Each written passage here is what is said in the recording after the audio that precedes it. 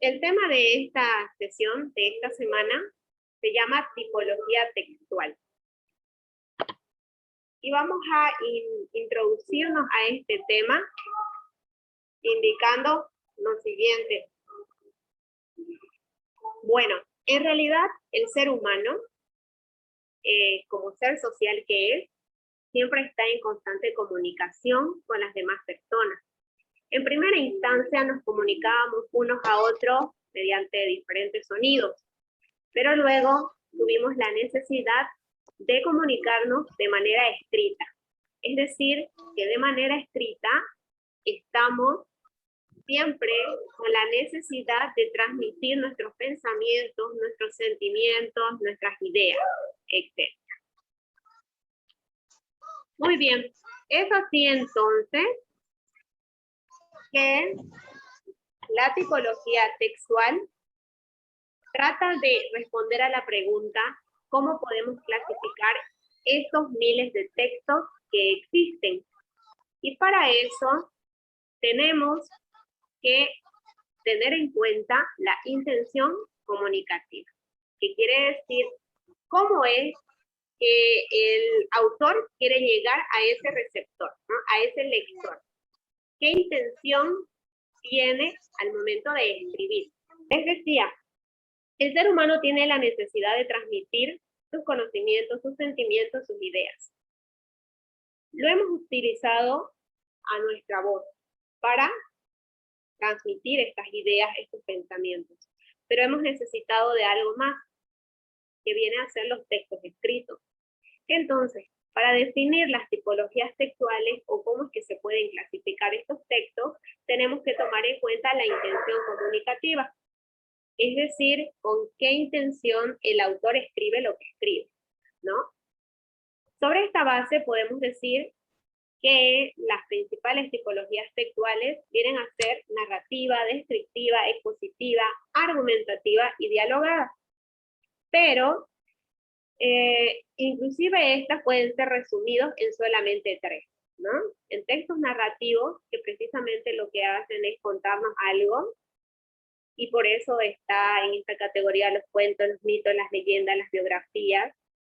Pero también tenemos los textos informativos, que pueden estar también incluidos aquí los textos descriptivos y expositivos. Recordemos que estos tipos de textos no se encuentran puros, porque al informarnos puede ser que se nos esté informando a través de la descripción. Al informarnos también se nos exponen diferentes temas. Entonces, esta clasificación no viene a ser pura, sino que lo encontramos mezclada.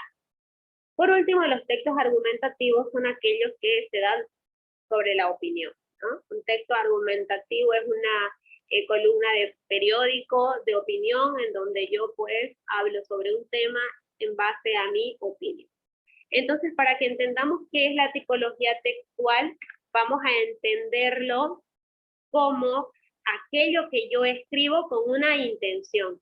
En el caso de ustedes maestros que van a elaborar su cartilla o su material, entonces, haciendo caso a lo que nos dice el contenido de tipología textual, es que ustedes tienen que escribir, pero primero pensar con qué intención están escribiendo, ¿no?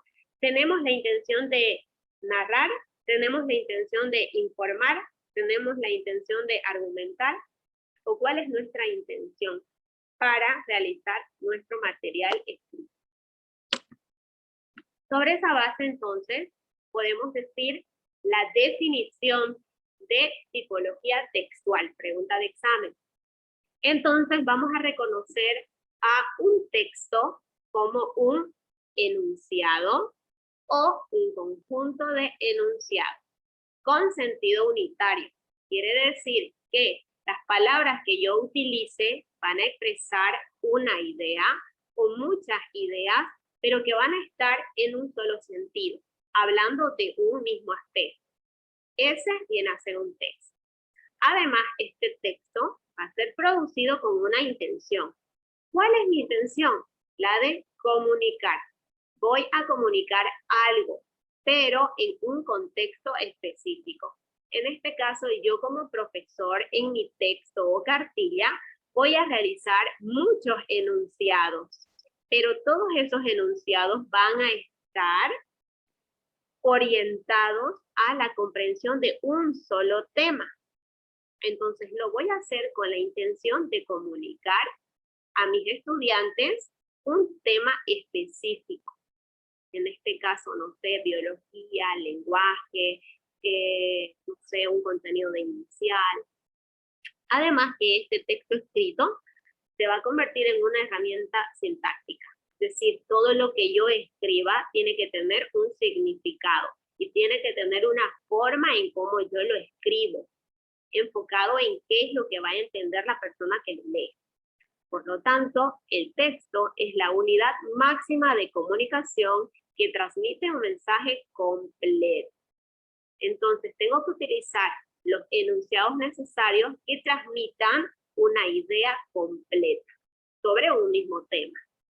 Esas características específicas son las que nos van a permitir reconocer de qué tipo es el texto que estamos creando. ¿Bien? Entonces, aquí tenemos diferentes ejemplos que vamos a abordar de textos que los maestros han utilizado en el transcurso de todo su ejercicio profesional y más ahora en esta época de pandemia donde se ha visto la necesidad de que el maestro elabore sus textos escritos. Entonces, estos textos escritos en educación pueden ser la guía didáctica o las unidades didácticas, también las guías de lectura, los foros de debate, los glosarios y podemos hacer uso también del correo electrónico. Muy bien, ¿cómo se da este asunto? Atención, pregunta de examen. Lo primero que hace un maestro con la intención de el avance de un tema es una guía didáctica. Esta guía didáctica, que es la que ustedes van a realizar y producir como producto de este módulo, es un instrumento digital en este caso, pero bien podría ser impreso. Y este documento que ustedes están haciendo va a ser un recurso fundamental para el aprendizaje de sus estudiantes. Esta guía tiene como característica que va a brindar información de tipo técnica al estudiante. Y es que el estudiante recurre a su profesor o a la unidad educativa para formarse técnicamente, es decir, para tener conocimientos que a lo mejor no se obtienen en la vida diaria como producto de un aprendizaje experiencial. Entonces, esta guía que nosotros realicemos como instrumento digital tiene que brindar información técnica al estudiante. Es decir, si soy maestro de biología, yo pues le enseño, no sé, los huesos del cráneo. Y ese aprendizaje los estudiantes lo obtienen de mí, que soy su maestro, y ese es un conocimiento técnico que ellos no van a aprender afuera en la calle. Pero además, esta guía que yo realice para mis estudiantes necesita siempre la conducción y el proceso activo. Quiere decir que el maestro es el que va a conducir. Yo no puedo crear una cartilla y por más bien explicada que yo crea que esté, no puedo entregarle al estudiante para que él solo lo lea y lo haga. Porque las guías necesitan la conducción del maestro para que el aprendizaje se dé en un proceso activo. Y aquí tenemos una definición importante sobre las guías de estudio, las guías didácticas. Nos dice que en realidad estas guías vienen a ser un documento que va a orientar el estudio de algún tema, que va a permitir que el estudiante pueda generar procesos cognitivos. Cuando hablamos de procesos cognitivos nos estamos refiriendo a todos los procesos relacionados con la inteligencia, sea la atención, sea la memoria, la concentración, etc. Entonces, fíjense ustedes que la guía didáctica va a orientar el estudio que realice mi estudiante. Y a la vez, mi estudiante tiene que trabajar de manera autónoma. Entonces, el maestro guía el aprendizaje autónomo del estudiante. Este material didáctico tiene que permitir que mi estudiante active sus procesos cognitivos. Es por eso que la cartilla que ustedes hagan tiene que a los estudiantes tiene que generarle la actividad de pensar, de atender, de razonar, etc. Y eso es lo que hacemos desde el momento en que le planteamos una pregunta o le planteamos una actividad en nuestra cartilla. Entonces, una guía didáctica bien elaborada y al servicio del estudiante debe ser siempre un elemento motivador. Es decir, que la cartilla que ustedes hagan tiene que ser atractiva a la visión de cada estudiante. No puede ser una hoja solo en blanco y con las letras negras, porque es nada motivador. Entonces, la guía didáctica debe ser un instrumento idóneo para guiar y facilitar el aprendizaje. Entonces, mi guía tiene que facilitar el aprendizaje. Sí, esto nos va a permitir ayudar a comprender los conocimientos que se deben adquirir. Es así que vamos a integrar todos los recursos como apoyo para el aprendizaje. Ahora, pregunta de examen. La guía didáctica, ya, que va a realizar cualquier maestro en cualquier asignatura, debe al menos tener estos componentes. El primero es la fundamentación. El maestro que quiere realizar una guía didáctica debe responderse a la pregunta, ¿para qué estoy haciendo esta guía? ¿Para qué le sirve a la materia hacer esta guía? Esa va a ser la fundamentación. La importancia del por qué lo hago, esa es la fundamentación. ¿Bien? Entonces, que el maestro realice una cartilla sobre algún tema es importante, claro que sí, pero es el maestro el encargado de sustentar cuál es la importancia de la realización de esta cartilla. A su vez, esta guía tiene que tener objetivos educativos. ¿Qué quiere decir? Que a través de la cartilla que yo estoy desarrollando, mis estudiantes deben desarrollar también capacidades o logros. No se hacen las actividades por hacerlas. Todas las actividades que usted ponga en su cartilla deben estar orientadas a un objetivo, a que se logre algo. Es así entonces que es muy importante también los contenidos. Los contenidos tienen que estar claros en nuestra cartilla y es mejor que estén organizados en títulos y subtítulos. De hecho, si los niños son pequeños, inclusive hay que ponerle números o viñetas que señalicen cuáles son los contenidos o las ideas de primer orden y las de segundo orden o tercero. Por último, y no más importante, es necesario que no nos olvidemos de la metodología. Cuando nosotros planteamos una actividad a nuestro estudiante en la guía, tiene que estar relacionada a la siguiente actividad que le voy a poner y esta a la subsiguiente y así sucesivamente. Entre todas las actividades que yo proponga en mi cartilla, debe haber una conexión y esa conexión es la metodología. En nuestro caso, nuestra metodología está basada en los 4 momentos metodológicos del modelo educativo sociocomunitario productivo. Por lo tanto, en mi cartilla tiene que distinguirse la práctica, la teoría, la valoración y la producción, porque esa es mi metodología. Siempre en mi cartilla también debo poner un espacio dedicado a la evaluación. Hay muchos métodos para evaluar. Sabemos nosotros que la evaluación es sumativa, que es formativa, que es diagnóstica, etc. En este caso es muy importante la utilización de rúbricas. Cuando yo utilizo una rúbrica, esto permite que mi calificación sea lo más objetiva posible. Esto tiene sus grandes ventajas, ¿no? Pero también tiene sus desventajas, ¿no? Por ejemplo, tengo la experiencia de evaluar a través de rúbricas y es muy difícil y muy detallista hacerlo, pero los resultados son muy buenos, ¿no? Ahora, Es importante también que nuestra cartilla tenga una bibliografía, que quiere decir que el contenido que yo estoy mostrando en mi cartilla está sustentado en libros y artículos.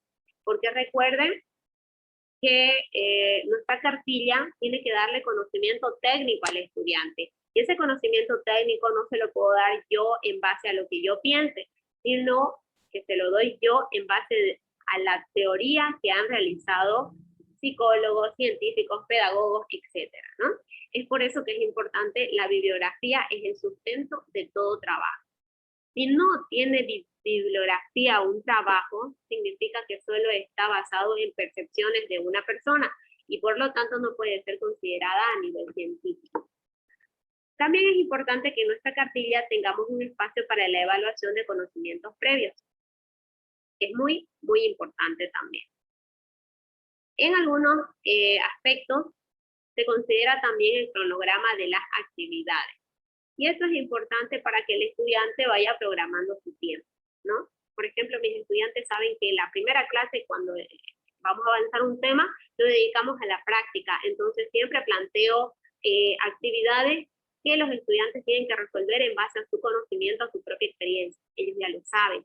Pero cuando avanzamos teoría, ellos saben que ya sus opiniones están guardadas para la valoración, porque ellos ya tienen que dedicarse a la lectura, a subrayar, a crear organizadores gráficos, etcétera. Ya materiales o actividades que le permitan sustentar la teoría. Entonces, todos los elementos mencionados deben ser redactados de manera comprensible para el estudiante. Hay muchas veces queremos ser muy técnicos y lo que causamos es que no nos entiendan nuestros estudiantes. Entonces siempre hay que estar al nivel del estudiante. Transmitirle los conocimientos técnicos y científicos, claro que sí, pero de una manera comprensible, que ellos puedan entender. Entonces fíjense cómo hasta el momento ya se está guiando el trabajo que ustedes van a realizar, porque precisamente su trabajo final es realizar una guía didáctica que le ponemos el nombre de cartilla. Muy bien. Ahora, ¿cuáles son las funciones de la guía? Pregunta de examen. Las funciones de la guía son prácticamente 4. La primera función, motivadora. Mi cartilla debe ser amigable. Cuando yo la mire, debe darme ganas de mirarla. Debe tener imágenes, debe tener colores, pero siempre en constante equilibrio entre todos los elementos de texto y de imagen, para que tampoco sea sobrecargada y solo cause distracción a mi estudiante. Pero es muy importante que las actividades que yo proponga en mi cartilla siempre despierten la motivación a mis estudiantes. También la función de la guía es facilitadora. ¿Sí? Debo medirme en la complejidad que van a tener mis actividades. Yo necesito que mi estudiante se enganche al tema y tengo que pensar bien qué actividades pongo, porque a lo mejor en la primera actividad los espanto. Entonces, la función, no nos olvidemos de la guía, es facilitar el que mi estudiante comprenda su contenido a través de actividades que sean motivadoras, dijimos. Entonces, tenemos nuestra cartilla que va a estar estéticamente muy bonita, que nos va a dar ganas de mirarla, y cuando la revisemos vamos a tener actividades que sean fáciles de comprender, ¿ya? Y no tan complejas de realizar. Nos pasamos a la tercera función de nuestra guía, y es que tenemos que plantearle actividades que generen diálogo, ¿no? Siempre tenemos que generar la práctica de valores en nuestros estudiantes, independiente de nuestra materia, independiente del contenido. Entonces siempre hay que plantear actividades que generen, que escriban su opinión, que dialoguen. Y ahora con lo que es la educación virtual, quizás no pueden dialogar directamente, ¿no? Pero para eso tenemos el foro para dialogar, ¿no? Por último, en mi cartilla o en mi guía didáctica, hay que darle espacio a la evaluación. Además que el realizar todo lo anterior ya viene a ser un aspecto importante para la evaluación de los contenidos. No solamente se refiere a que en mi cartilla tiene que haber un examen, y de hecho sí lo hay, toda cartilla al final tiene su actividad de evaluación, pero en realidad cuando la cartilla está bien realizada, todo el proceso puede ser perfectamente evaluable. Hasta ahí, ¿hubiera alguna observación, alguna pregunta, algún comentario? Licen, una consulta. En la cartilla, como se indicaba, tiene que estar los 4 momentos. ¿Hay que detallarlos así por decirles práctica y colocar la práctica, colocar teoría con un icono o algo así? ¿O se puede sobreentender tal vez? Claro que colocando la actividad. ¿O es necesario colocar práctica? Yo les recomendaría que hagan uso del etiquetado. Es decir, siempre un icono que signifique eso. Si no quiere escribir la palabra, yo pondría un icono y pondría la palabra práctica, teoría, valoración, producción. También, en vez de escribir la palabra, podría poner solo el icono, pero sus estudiantes deben tener la información de que ese icono significa tal cosa, para que ellos vean y ya estén predispuestos para realizar la actividad. Pero la cartilla es creación pues del maestro, ¿no? Lo que tenemos que sí tener en cuenta es que siempre todas nuestras actividades tienen que estar perfectamente sistematizadas para que nuestro estudiante encuentre orden en el tema y siga el proceso. Creo que eso es lo más importante.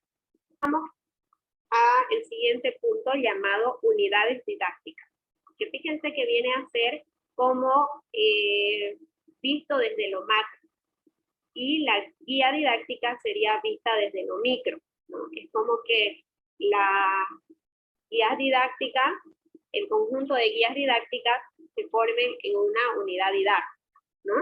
Las unidades didácticas son el centro de toda asignatura. Quiere decir que toda asignatura está formada por diferentes unidades, o temas que tenemos que avanzar, ¿no? Es decir, la unidad número 1 está constituida por 3 temas. Esos 3 temas son los contenidos. Y es así como van a estructurarse las materias. En una unidad didáctica, por tanto, todos estos temas, estos contenidos están de manera organizada para que uno pueda aprenderlos procesualmente.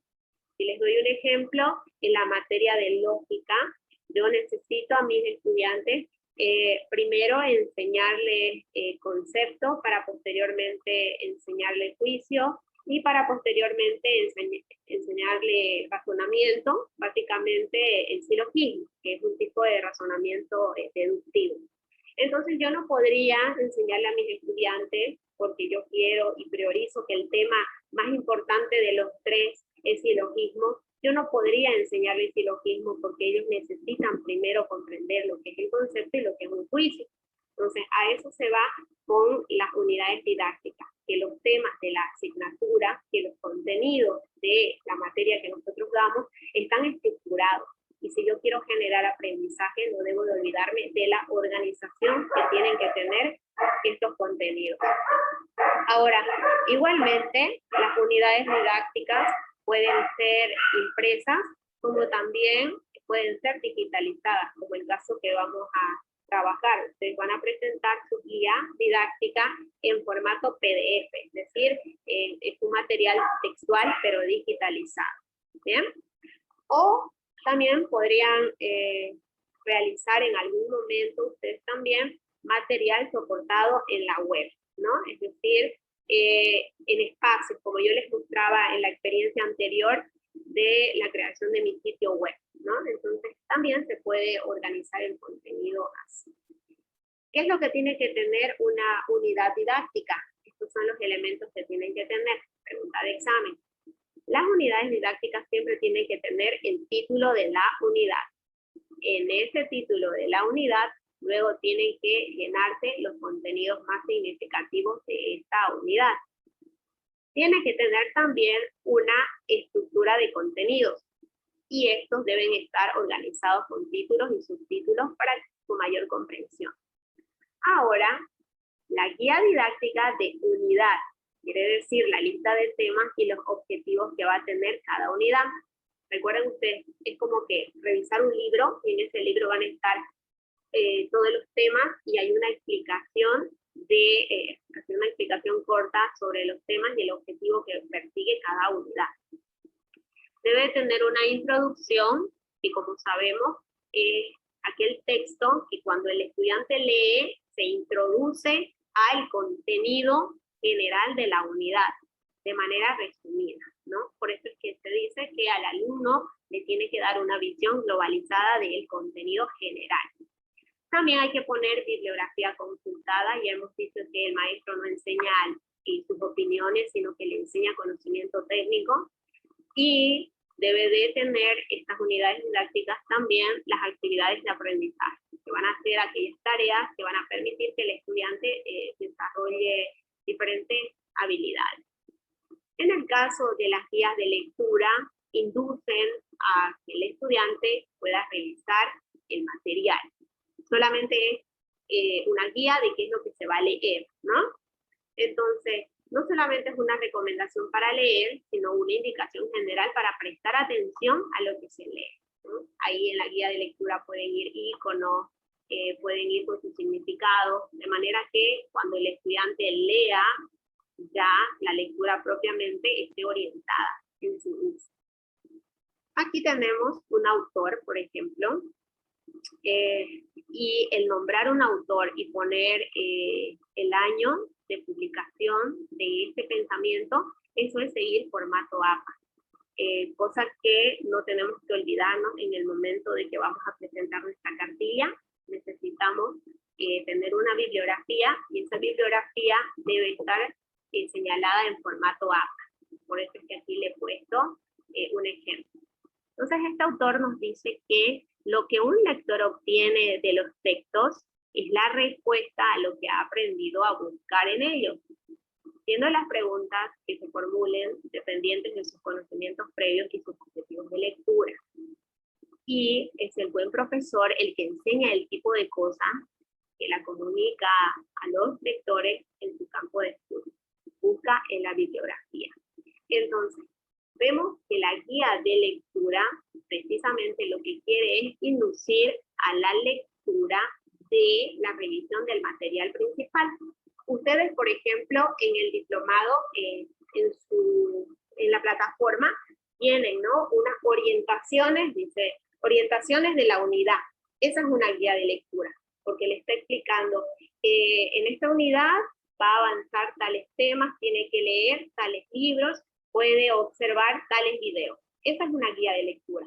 Lo que quiere es inducirlo a que usted lea y comprenda el funcionamiento general de algo. Ahora, esta guía de lectura, como les decía, debe ofrecer información completa del texto, debe ofrecer al estudiante la información de por qué es importante el texto, debe también brindarle un modelo analítico, es decir, que vale hacer preguntas, debe de profundizar en conceptos que a lo mejor no están explícitos en el texto, se deben entender las temáticas, las más relevantes, y se deben de aclarar los conceptos importantes. Esto más importante cuando uno va a realizar una guía de lectura. En nuestro caso, nosotros vamos a hacer una guía didáctica. Bien, como últimos, uno de los últimos textos vienen a ser considerados los correos electrónicos. Como sabemos nosotros, pregunta de examen, el correo electrónico es un medio de comunicación digital por escrito, por eso que está utilizado en este tema. Aprovechen las tecnologías del internet, ¿sí? Nos permite enviar mensajes que son más o menos largos, y además es importante, nos permite que podamos enviar mensajes con archivos adjuntos de diversos tipos. Y además que nos ofrece la capacidad de que un solo mensaje podemos enviarlo a muchas personas, ¿no? Entonces hay interlocutores diferentes. El correo electrónico está constituido de varias partes, ¿no? Para empezar, hay un remitente que siempre aparece automáticamente. Hay un espacio para que nosotros pongamos el tema o el asunto de nuestro correo. Podemos realizar textos breves, o textos más largos. Y lo importante es que en el correo electrónico no se utilizan mucho los formalistas, ¿no? O sea, los formalismos. Basta con decir, saludo, aquí envío tal cosa, ¿no? Adjunto tal documentación. Entonces, en el correo electrónico se acepta de que no se escriba con mucho formalismo. Así como antes uno escribía una carta súper formal, ¿no? Que el saludo, que distingue autoridad, que esperando que se encuentre bien, y demás cosas, ¿no? En el correo electrónico se omite todo esto y va directo al punto. Se puede dar las respuestas con indicio, es decir, podemos programarlo para que las respuestas se queden, para que podemos nosotros revisar los correos que enviamos. También se puede activar las cadenas de respuestas, ¿no? Entonces van encadenados los mensajes, ¿no? Se envía un correo y tiene la opción de responder ahí mismo, y los correos van ahí formándose en cadenas. Y se pueden, como les decía, pasar mensajes colectivos uno por uno.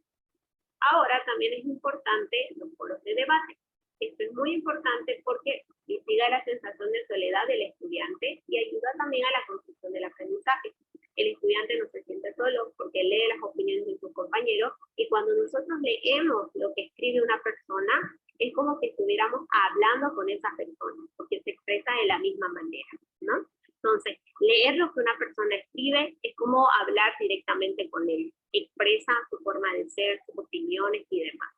Es importante que para realizar un foro de debate utilicemos siempre textos cortos, porque si no nos aburrimos de leer textos muy largos, ¿no? Entonces, lo que necesitamos es que los estudiantes realicen realmente sus intervenciones.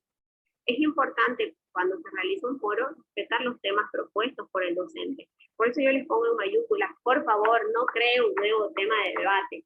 Por favor, no cree un nuevo tema de debate. Y siempre, si se han dado cuenta, nuestros foros tienen al menos 3 nuevos temas de debate. Y que además no es que los quieran plantear ellos, sino que no sabemos cómo responder a los foros, ¿no? En este caso cuando se realizan de manera virtual. Entonces es importante que seamos asertivos cuando nos queremos comunicar. En los foros hay mucho comentario cruzado de un participante a otro. Así debe ser para que sea un foro. Pero no olvidemos que debemos de comunicarnos de la manera más asertiva que podamos.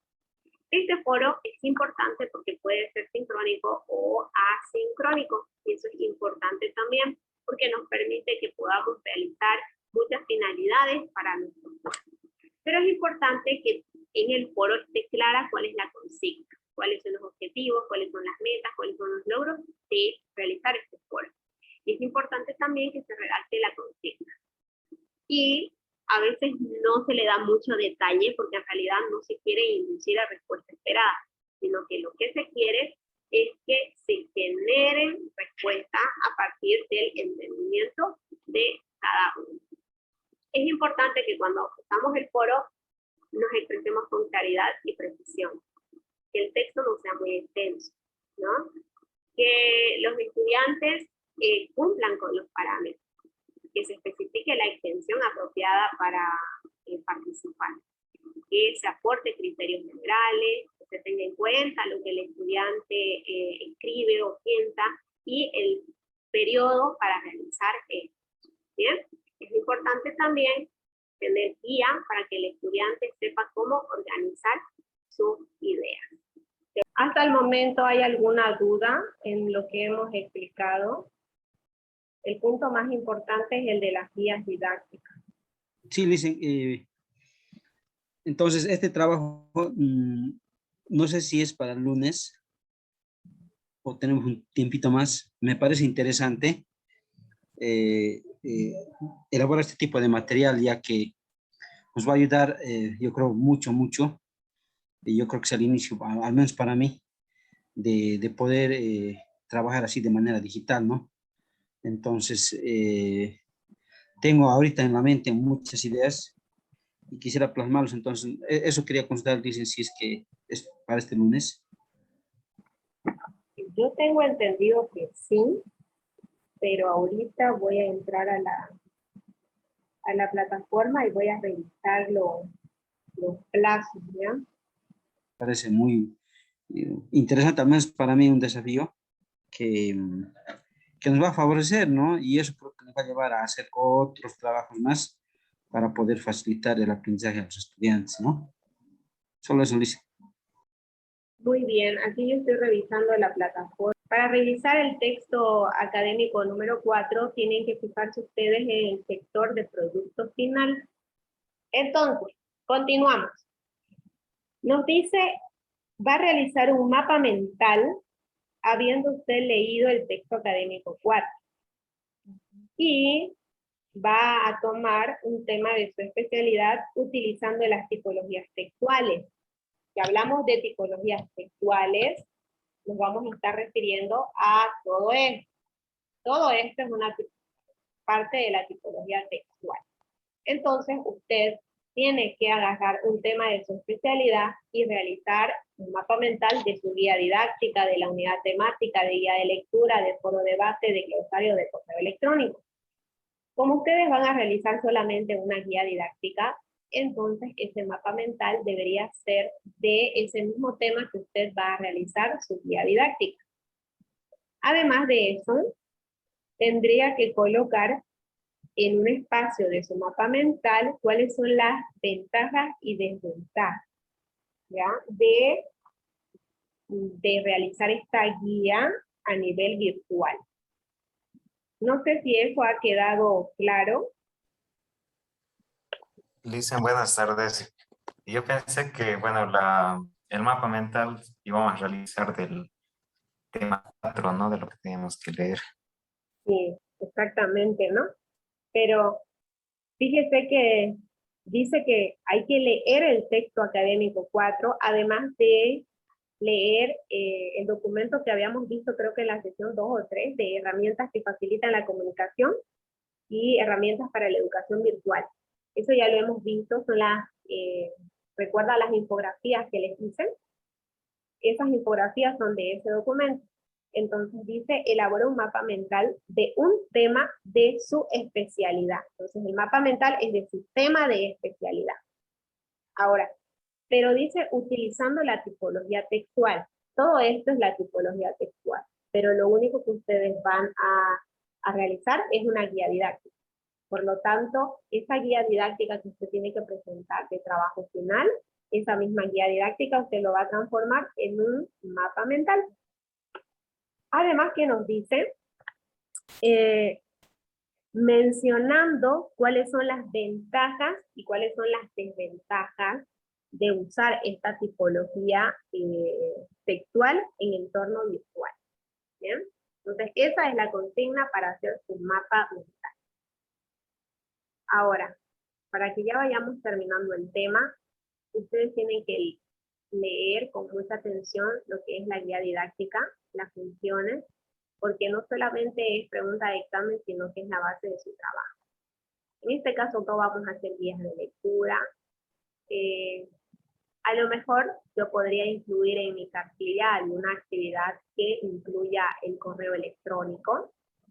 También podría incluir un foro debate en mi cartilla, no sé, depende de ustedes. Pero si lo hago, debo tener en cuenta todas estas consignas, que son como los consejitos para que a usted le vaya bien, ¿no? Y lo último, fíjese, que es la clase virtual. La clase virtual es lo que ustedes y yo estamos haciendo en este momento.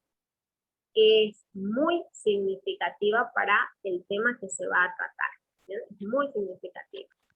Es importante realizar las clases virtuales porque nos van a permitir analizar nuestro tema, ¿ya? Ahondar en el tema. No es suficiente el contenido que está escrito en nuestra cartilla. Siempre es importante la guía del maestro y la complementación que haga con ejemplos, con vivencias, con anécdotas, etc. Entonces es importante que el maestro enfatice cuáles son las temáticas que son las más relevantes y que en la cartilla hayan pues los recursos necesarios propuestos. Entonces una clase virtual tiene el objetivo pues de aportar al estudiante en esta tarea de estudiar solo. Ahora, los recursos que hagamos o las actividades que planteemos en nuestra clase virtual tienen que ser breves.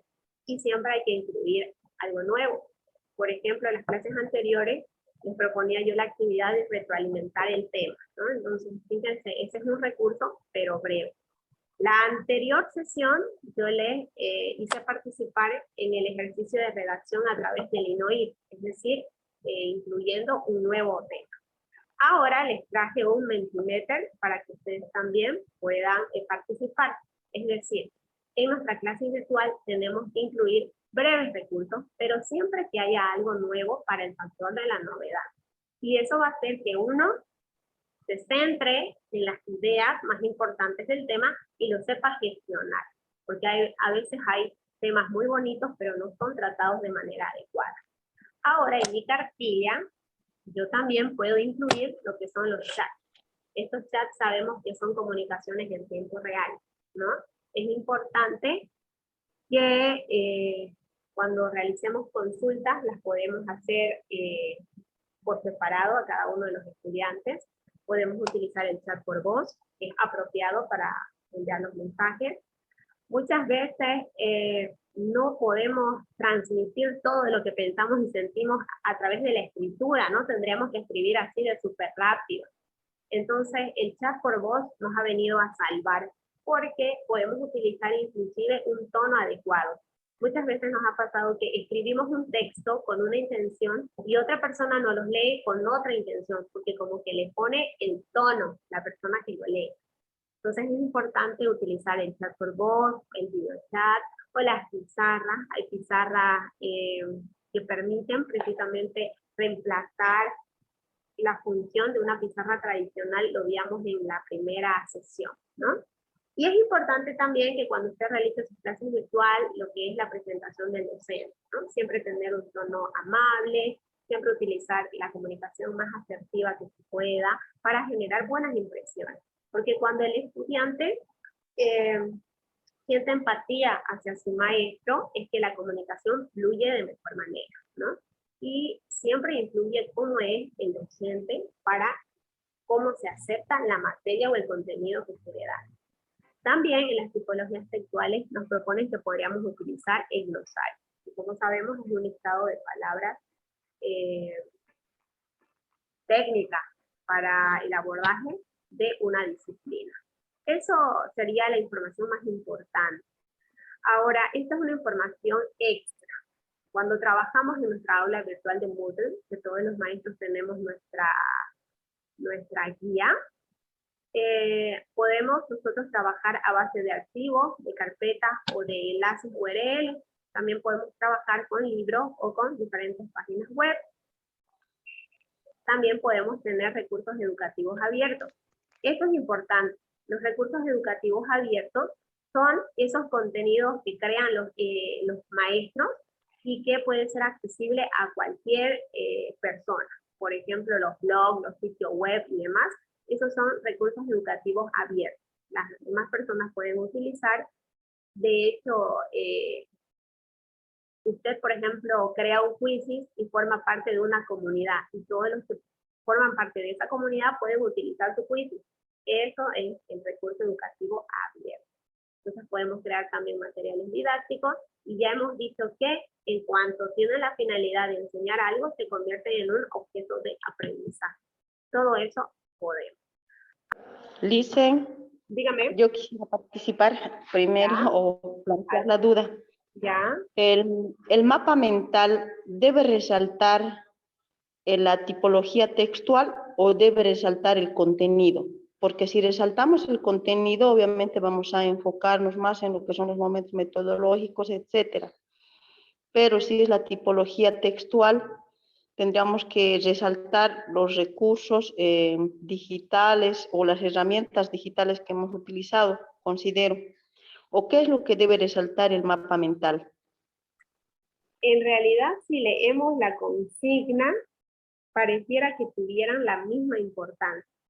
El análisis de la especialidad con la tipología textual.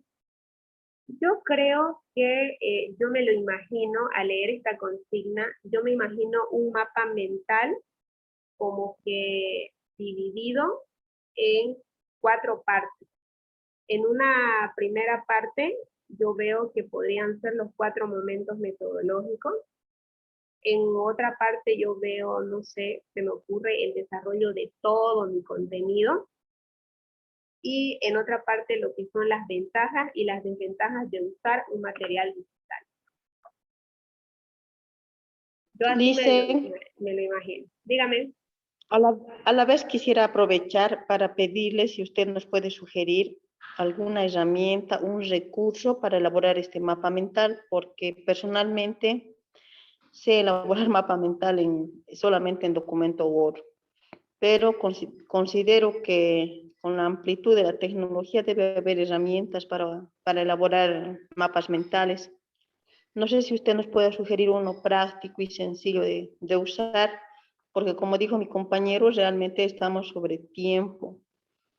Pasa de que también estamos a previos cierre de trimestre y son informes tras informes, etcétera, y la verdad, personalmente me ha acumulado el trabajo y sumado a que soy principiante, por eso quería sugerirle de que es increíble todo lo que usted nos presenta, pero personalmente me gustaría aprender de forma más práctica, o sea, de cómo yo puedo incorporar estas tipologías textuales en una clase virtual, por ejemplo. Me gustaría aprender de manera más práctica. A la fecha, afortunadamente, ya puedo utilizar Canva gracias a usted, siempre me voy a acordar. Y así como usted nos enseñó a utilizar Canva así de forma práctica, así me gustaría que nos enseñe a utilizar las tipologías textuales en una clase virtual. Eso sería, Liz, en mi intervención, va a disculpar Muy mi bien, sinceridad. claro que sí. Fíjense que primero se hace obligatorio el que nosotros abordemos de manera quizás teórica, ¿no? Todos estos aspectos. Pero ya que usted aprendió a utilizar Canva, ¿no ha revisado la opción de mapas mentales ahí mismo? Yo en lo particular, cuando me toca hacer algún mapa, en realidad no hago mapas mentales. Lo que sí hago son esquemas. Y bueno, los esquemas yo los hago en una extensión que se llama drive.io, que es una extensión de Google, ¿no? Entonces, ese nos sirve mucho, pero para hacer esquemas, mucho más. Fíjese aquí en Canva, al usted colocar mapa mental, se le abren todas estas opciones. Bien, entonces usted puede elegir quizás alguno que más le llame la atención y desarrollar ahí los contenidos. Fíjese, podría ser este tema y estos cuadraditos para los 4 aspectos, no sé, a lo mejor. O a usted le gusta este de acá. Bien, también podría utilizar, fíjese, hay una variedad. Yo les recomendaría que ya que estamos familiarizados con Canva y necesitamos algo que sea súper rápido, como usted lo dice, el tiempo apremia, entonces sabemos lo fácil que es utilizar Canva porque solo tengo que reemplazar la cartilla, ¿no? Entonces, a ver, para darles un ejemplo que sea práctico, entonces yo elegiría, fíjese, ingresa a Canva, en el buscador pone mapa mental, le salen todos los diseños, y según mi criterio, no sé, a lo mejor podría utilizar este y tengo la ventaja que dice gratis, entonces que sí lo puedo utilizar. Entonces cuando yo abro esta plantilla, ¿ya? Yo siempre recomiendo que dupliquemos los documentos. Aquí está el mapa mental. Supóngase que a mí no me interesa esto, entonces yo lo borro todo esto, lo borro todo esto. ¿Bien? Ahora lo que hago es, selecciono todo, y fíjense cómo lo voy a jalar, y lo acomodo, ¿ya? Y ahí a lo mejor podría escribir. Como quiero hacer lo mismo, quizás varias veces, solo aprieto esta acción y duplico, ¿no? Ahora voy a hacer un acercamiento para ver qué es lo que dice. A lo mejor yo puedo colocar aquí el tema número 1, el tema número 2, no sé. Imagínense ustedes aquí que yo coloque tipología textual, ¿ya? Tipología textual, ¿ya? Y priorizando la tipología textual, digamos, en esta primera diapositiva que tengo, yo voy a enfatizar los 4 momentos metodológicos, ¿ya? Entonces yo voy a poner acá, voy a poner teoría. Así de rápido. Aquí, valoración. Aquí, producción. Y para realizar este mapa, yo necesito que usted me diga qué es lo que ha planeado para su cartilla. ¿Ha pensado ya algo para su cartilla, su producto final? Sí, ya lo tengo todo ideado en planes. Me falta bien. hacer la conclusión. En plan, ya, para el momento de la práctica, ¿qué actividad usted plantearía para su tema? No sé qué tema es el de usted. Vicios de dicción. Ya, He planteado dos actividades, por ejemplo. Una es, a ver, aquí le vamos a colocar tipología textual que sea, miren cómo se trabaja, tipología textual. Y yo quiero que aquí al centro le voy a colocar el título, ¿no? Entonces agrego el título, aquí al centro.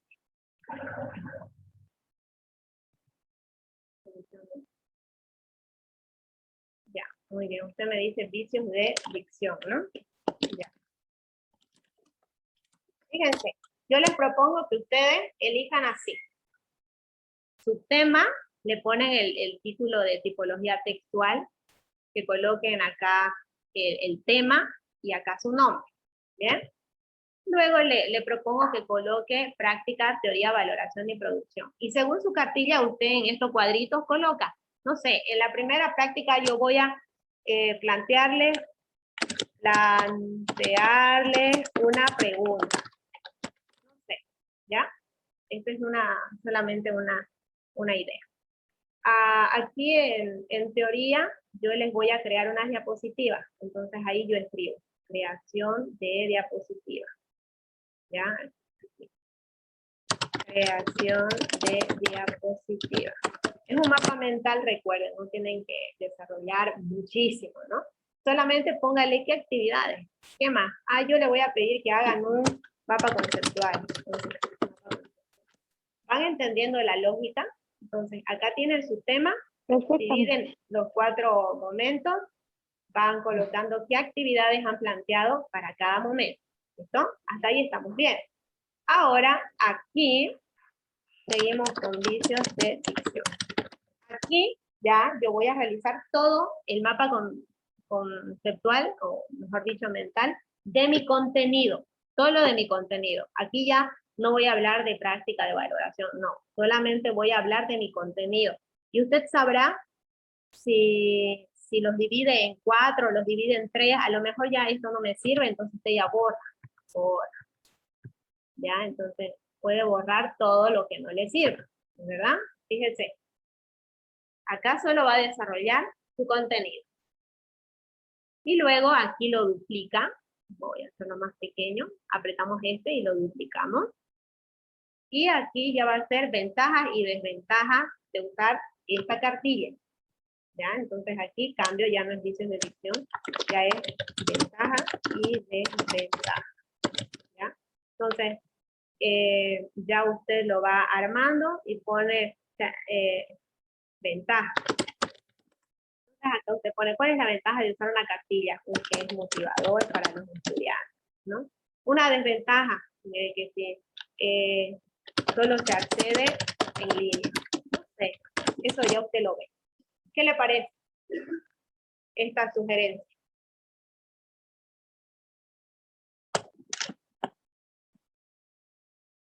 ¿Se ha entendido? En infografía, ¿se puede incorporar audio de WhatsApp? En la infografía, Sí. se refiere a la infografía como diseño. Sí, o sea, Canva, lo que usted nos ha enseñado, el material de infografía para utilizarla, para elaborar la cartilla, en ese material se puede incorporar un audio de WhatsApp. En realidad, usted tendría que subir el audio para grabarlo así, ¿no? Entonces, en realidad, tendría que subir ese archivo de audio, lo tendría que subir, ¿ya? Entonces, el audio de WhatsApp usted lo pasa a su computadora y luego lo sube el archivo. Solo así se podría. Ya, gracias, Licia, muchísimas gracias, está clarísimo, más claro, muchas gracias. Bien, entonces así sería el mapa mental. Fíjense, no es tan complicado ni tan súper desarrollado, porque un mapa mental lo que quiere es que yo solamente vea y de manera gráfica sepa en qué está dividido todo ese trabajo. Bien, ese sería el mapa mental. Bien, Licen, dígame. Licen, no sé si podría explicar de nuevo eso de las ventajas y desventajas, por favor. Ya, me dice la consigna que yo tengo que explicar cuáles son las ventajas y desventajas de utilizar tipología textual en entorno virtual. ¿Ya? Eso es lo que me dice. Menciona las ventajas y desventajas de usar la tipología textual en entorno virtual. En otras palabras, le está pidiendo, escríbame las ventajas y las desventajas de usar esa cartilla que usted está proponiendo. Entonces, fíjense, si uno es astuto, puede incluir actividades en su cartilla que ellos puedan desarrollar en ese momento y aparte enlazar con los, valga la redundancia, enlaces que me lleven a otras actividades. Entonces, una desventaja sería que no se puede acceder al enlace sin internet. Esa es una desventaja, ¿no? Pero una ventaja es que es muy motivadora. Entonces, lo que quiere es que usted visualice cuáles son las ventajas y las desventajas de la creación de material digital. Eso es lo que le está preguntando. No sé si me explico. Sí, Licen, gracias.